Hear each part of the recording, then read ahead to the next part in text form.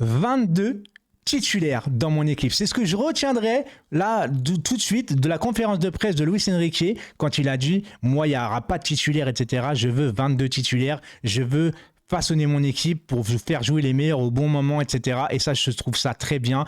Avec de la méritocratie, etc. La conférence de presse qui s'est vraiment passée convenablement, tu vois, avec des réponses propres. Il a même commencé par un bonjour. Et j'ai cru qu'il allait parler français. Je me suis fait avoir sur le coup, mais ça viendra avec le temps. On va parler bien évidemment de Lyon PSG, avec pour ma part, je pense, une victoire que je vois assez large du PSG, visiblement. Mais avant toute chose, je vais vous poser une question. Dites-moi dans les commentaires, s'il vous plaît, est-ce que vous êtes comme moi à reprendre goût, limite au football, en vérité, à reprendre goût au PSG et être hype pour un match de Ligue 1 demain? Parce que moi, je suis pressé, ça faisait longtemps que ça ne m'était pas arrivé pour le PSG, pour mon club de cœur, d'être pressé de voir un match du PSG, tu vois. Là, on sent que ça va dans le bon sens, une équipe équilibrée, des joueurs qui ont envie de venir au PSG, des joueurs qui sont contents de jouer au football, des joueurs qui prennent plaisir sur le terrain. Ça se retranscrit sur le terrain, ça se retranscrit avec l'entraîneur, avec les dirigeants. J'ai l'impression que on va dans le bon sens. J'espère que ça va continuer comme ça. On croise les doigts, surtout quand on va avoir un moment creux, parce que ça arrivera forcément dans la saison. Mais là, franchement, même la conférence de presse, tu vois, il a parlé de Kolo Muani, de sa polyvalence, etc. Il a parlé de Gonzalo Ramos, quand on lui a dit qu'est-ce qui va être sur le banc par rapport à Kolo Muani. Il a dit non, non, non, non, non. Moi, c'est 22 titulaires, je ferai jouer les meilleurs joueurs au bon moment, etc. Je veux que tout le monde soit impliqué. Et ça, je trouve ça très, très bien parce que là, il va y avoir de la méritocratie. Enfin, j'ai envie de te dire, enfin fini les privilèges. J'espère que ça va tenir le bon bout, tu vois.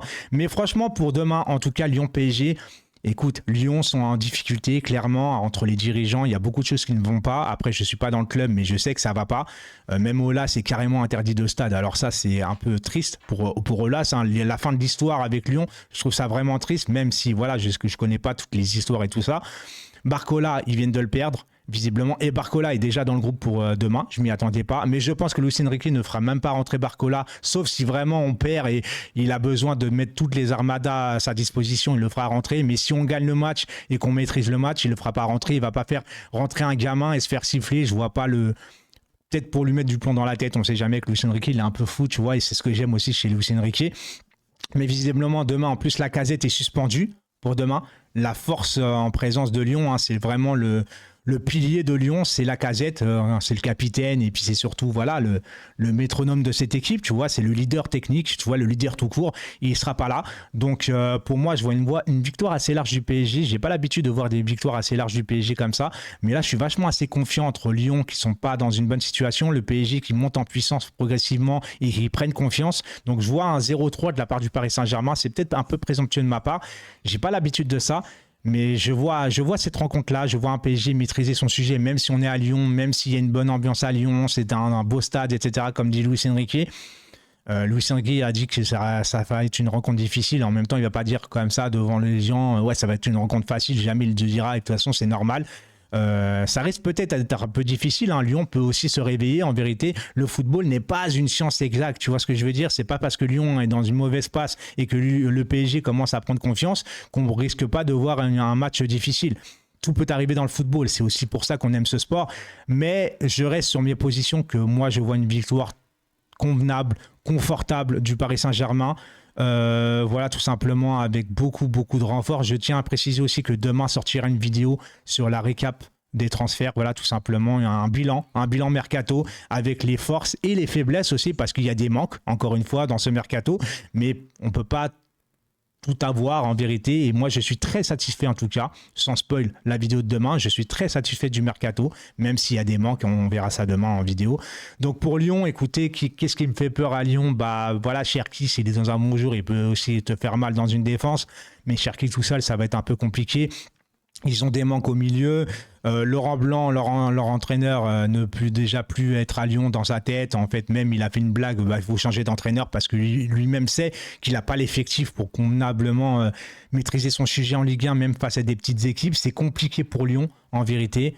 Voilà, donc écoutez, je vais pas plaindre Lyon non plus, mais disons que Lyon, on a le souvenir quand même d'un grand club qui a été 7 fois, qui vient pourtant de la Ligue 2, qui ont été 7 fois champions de France, qui ont fait des bons parcours en Ligue des Champions, donc ça reste quand même de base un bon club, un beau club, mais ils sont en train de tomber dans l'anonymat, comme beaucoup de clubs en vérité. J'ai l'impression qu'il y a beaucoup d'inversements dans les clubs. qui me plaît pas trop en vérité. Tu vois, je préfère voir des Lyon, des Saint-Etienne qui reviennent, etc. Tu vois, des derbies. Je préfère, moi, tout ça en vérité. Là, ça se perd un peu. La Ligue 1 perd un peu de son sens, perd un peu d'attractivité. Heureusement que le PSG est là pour recruter et pour, encore une fois, mettre la Ligue 1 au-dessus au niveau de la retransmission télévisuelle, parce que s'il n'y a pas le PSG, je vous dis que la Ligue 1 tombe dans l'anonymat complet. Donc on peut remercier le Paris Saint-Germain, et c'est pas parce que je suis supporter du PSG que je dis ça, mais voilà, en plus on a recruté aussi Barcola qui est en Ligue 1. C'est une chose que je réclamais aussi souvent, c'est de pouvoir recruter en Ligue 1. Après, il n'y a pas beaucoup de talents non plus en Ligue 1, mais c'est un Français. En tout cas, je ne spoil pas la vidéo, il faut que je fasse la vidéo pour demain, vous inquiétez pas. Donc voilà, j'ai pas grand chose à dire pour le match de demain, si ce n'est qu'il faut encore une fois les 3 points, parce que tu as quand même perdu 2 points le premier match au Parc, donc il faut récupérer tout ça. Tu as fait match nul aussi, c'était quoi? C'était à Toulouse, il me semble. Ouais, donc tu as fait match nul contre Lorient, match nul contre Toulouse. Tu t'es rassuré au Parc contre Lens, face à une belle équipe de Lens. Donc là, pour ma part, je vois les 3 points. Et est-ce que je verrai une contre-performance si on fait match nul? Je te réponds que oui, vu notre effectif, vu notre état de forme par rapport Enfin, état de forme, c'est une victoire. Hein. Pour le moment, je ne vais pas m'enflammer non plus. Mais vu l'état de forme de Lyon, ça serait une contre-performance de faire match nul à Lyon. Voilà, tout simplement. Donc, je veux les 3 points. Je veux qu'on continue sur une lancée positive. Une bonne dynamique, surtout parce que la Ligue des Champions arrive très vite.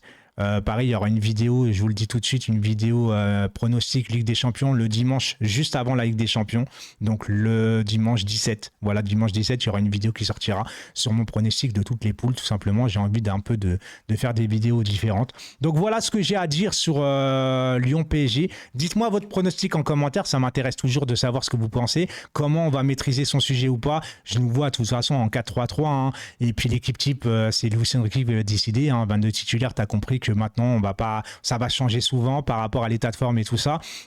Maintenant, ça restera du 4-3-3, on connaît l'ADN. Luis Enrique l'a très bien dit en conférence de presse d'ailleurs qu'il ne va pas s'adapter à l'adversaire, c'est-à-dire qu'il va jouer son jeu, il va s'entraîner par rapport au jeu du PSG, et ça j'adore. J'en ai marre moi des entraîneurs au PSG qui s'adaptaient à l'adversaire. Non, on est le PSG, on est un grand club, on a notre ADN. Point. 4-3-3, possession de balle, pressing à haute intensité. Et après, il a dit, quand on n'a pas le ballon, il visionne l'adversaire, il apprend de l'adversaire pour apprendre à contrer l'adversaire quand il n'a pas le ballon. Mais quand il a le ballon, c'est nous qui maîtrisons. Et ça, les gars, encore une fois, j'adore. Voilà, je ne peux pas dire autre chose que j'adore sa façon de penser, j'adore sa vision sur le long terme. Et ça faisait longtemps que ça ne m'était pas arrivé pour un coach, pour une équipe comme le PSG. Et cette hype, encore une fois, je le répète, cette hype de se dire, putain, je suis pressé déjà d'être demain. Et ça, il n'y a rien de mieux. Ciao tout le monde.